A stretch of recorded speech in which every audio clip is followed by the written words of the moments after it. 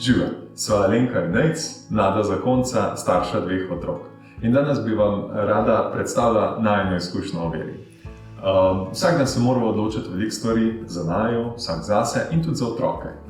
In tako gre to za čisto vsakdanje stvari, kot je to, ali bomo na mizi imeli korenčkovo juho ali pest piškotov, pa do bolj konkretnih stvari, kot je vzgoja in vera. Ali bomo molili, hodili k maši in ali boste najina otroka prejeli zakrament svetega krsta. Zadnjič nam je zgodila ena luštna anekdota v avtu.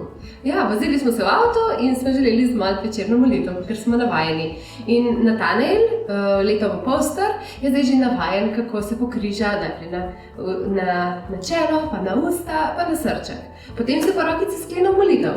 Ampak težava je bila, ker jaz sem vozil, in je bil hud, da jaz moram tudi dati roke tako. Potem smo nekaj časa šoferali tako. Seveda, varno. Rečemo, No, na začetku meseca sva pa se odločila in sva nesla tudi najino najmlajšo Rahelo svetemu krstu. Zakaj? Tega se niti nisva sprašvala, nekako je bila to logična posledica tega, kako živiva. Ampak zakaj? Zakaj nisva pustila svobode, da se sama odloči ali pa da se ne odloči?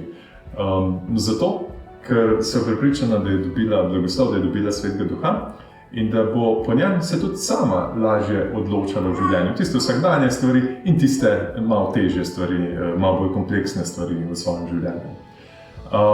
Hkrati, pa ker je bila krščena, je postala tudi Božji otrok. Bila je opisana ta rodovnik Jezusa Kristusa. A se ne sliši dobro?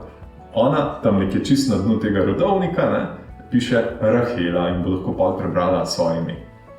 Ja, in kljub tem vsakdanjim izkušnjam, ki jih poskušava dati doma, izkušnje vere, se bosta pa na koncu mogla za osebno vero odločiti sama. Tako, kot se morava medva ali pa se mora vsak od nas sam odločiti vedno znova. Pogumno.